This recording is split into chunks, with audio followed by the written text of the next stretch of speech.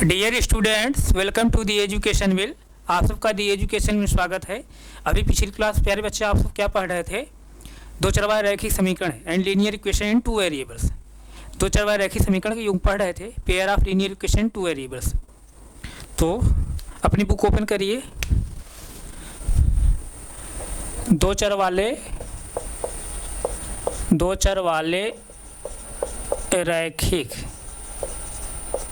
रैखिक समीकरण के युग्म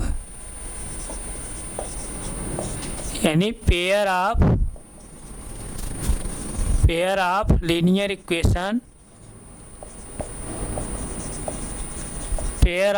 इक्वेशन इन टू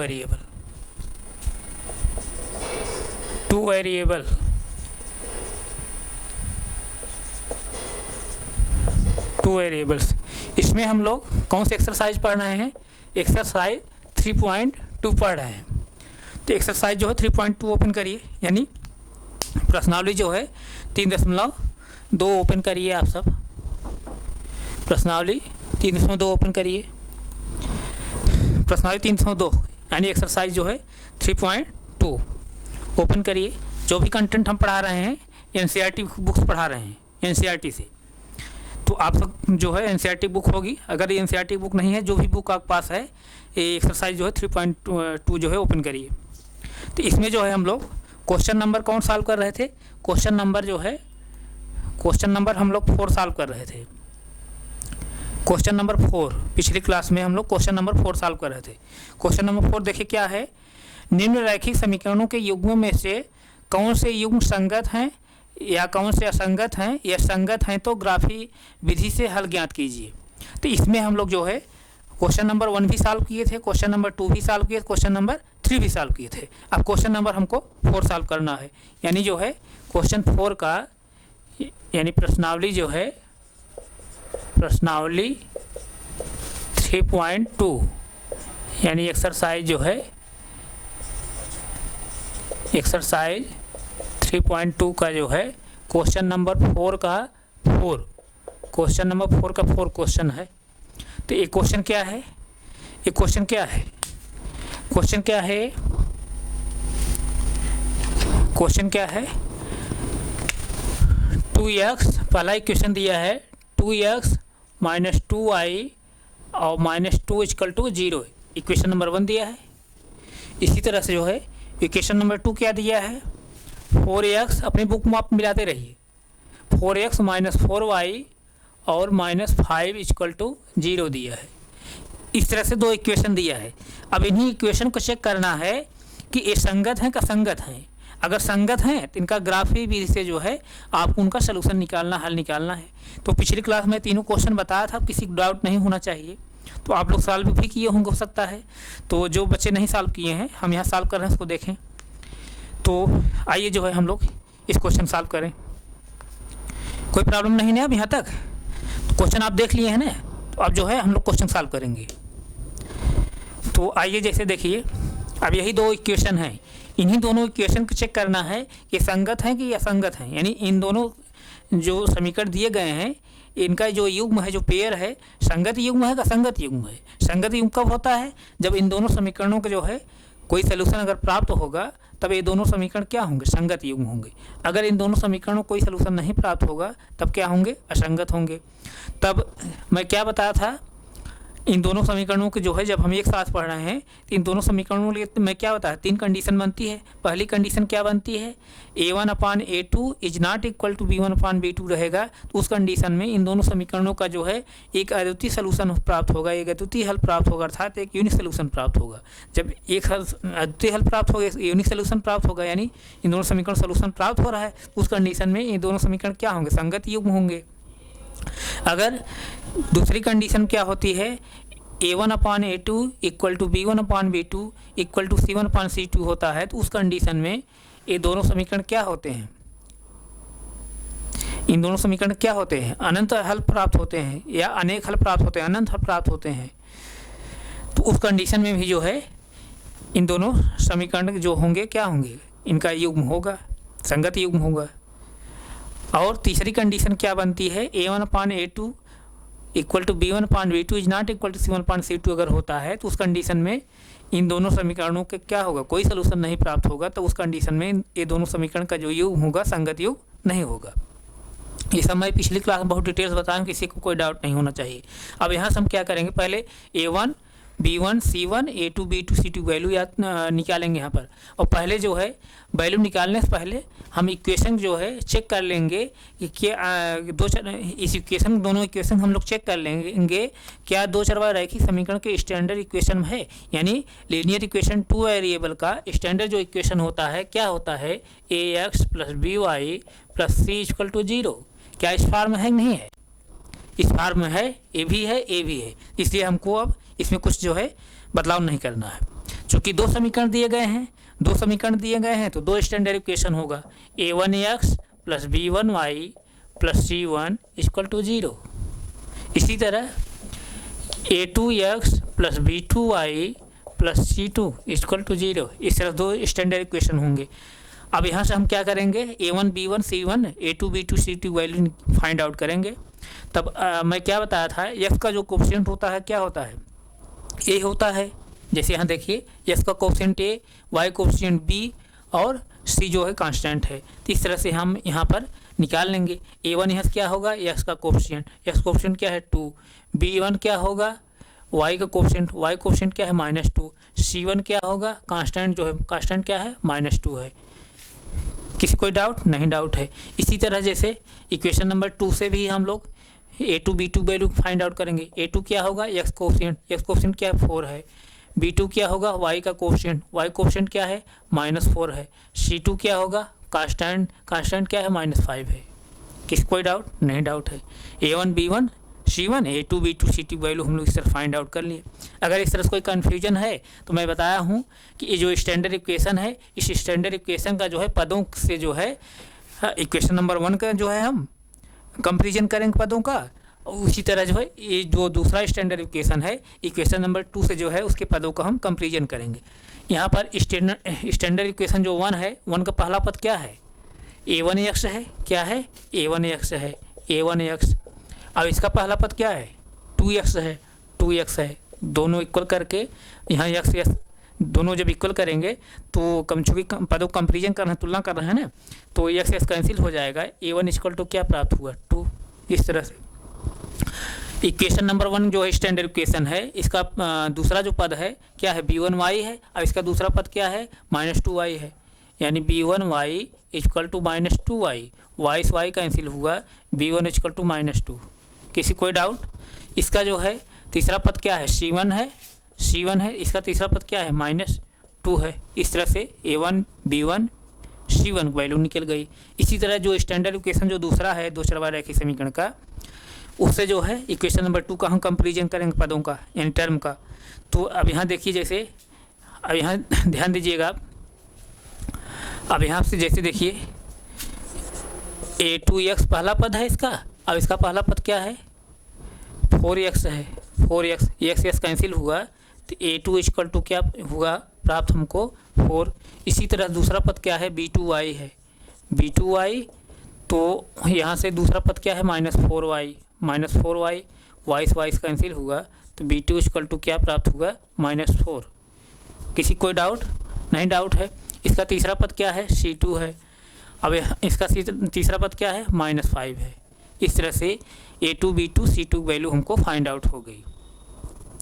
तो अब क्या है, अब यहाँ पर दोनों समीकरण के माध्यम से हम जो A1 B1 C1 A2 B2 C2 value हम निकाले हैं उसी वैल्यू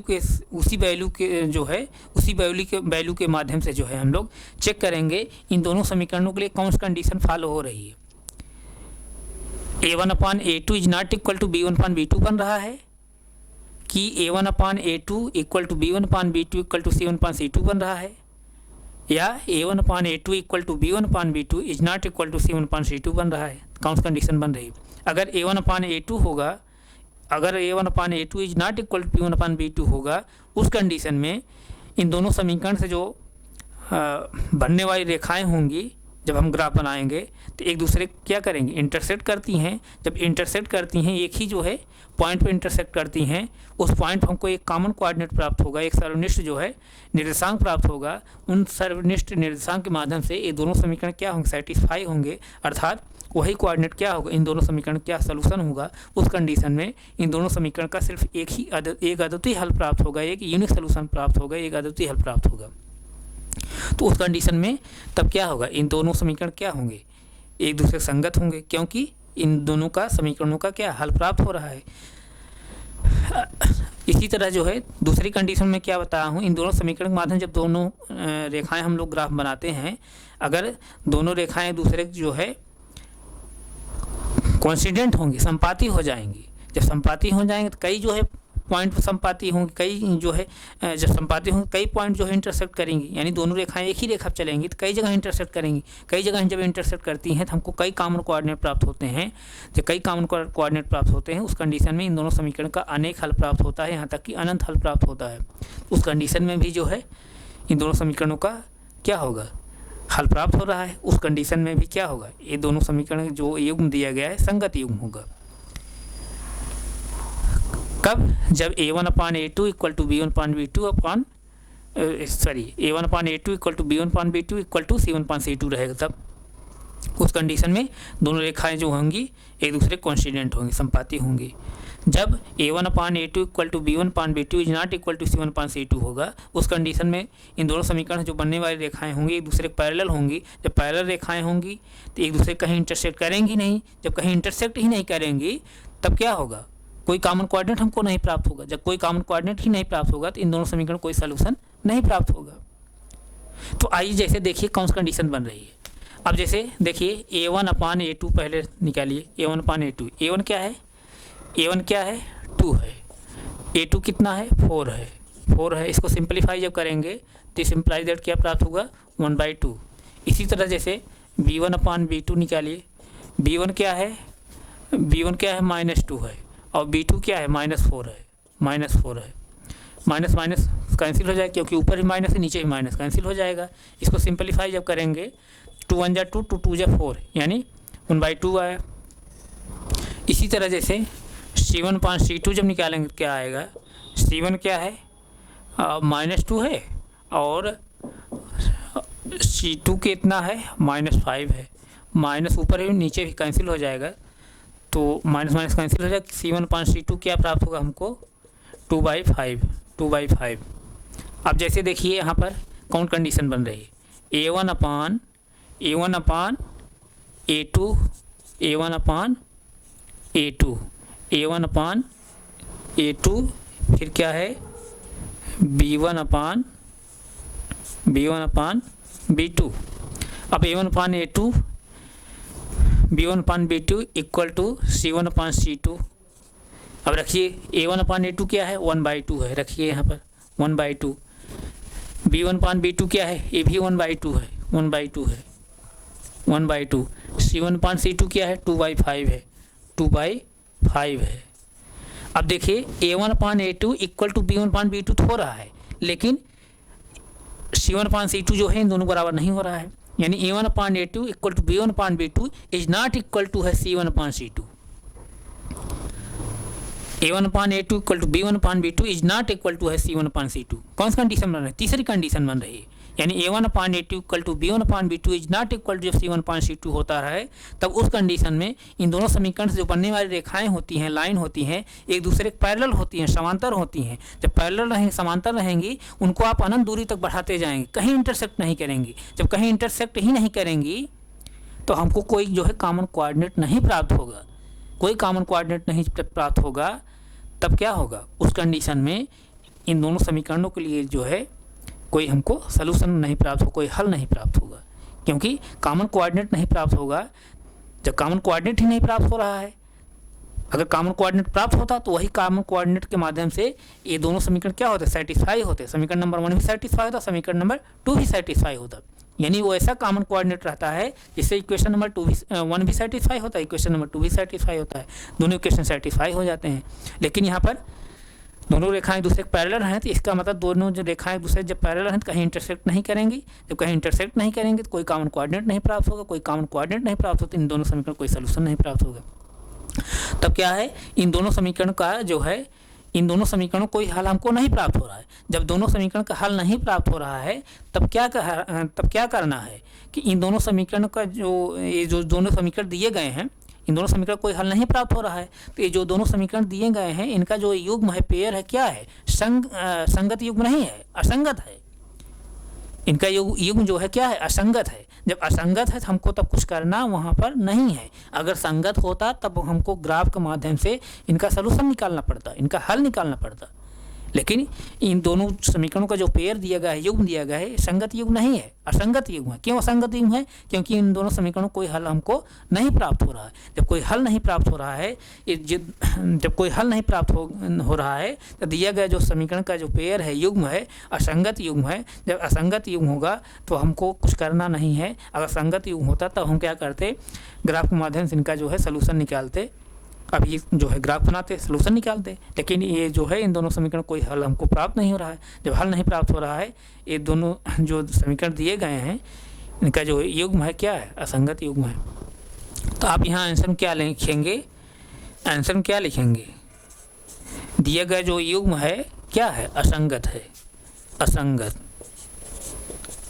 असंगत, बस यही आंसर आप लिखेंगे। बस अगर संगत होता तो हम ग्राफ बना करके इन दोनों समीकरणों क्या निकालते, सलूशन निकालते, हल निकालते।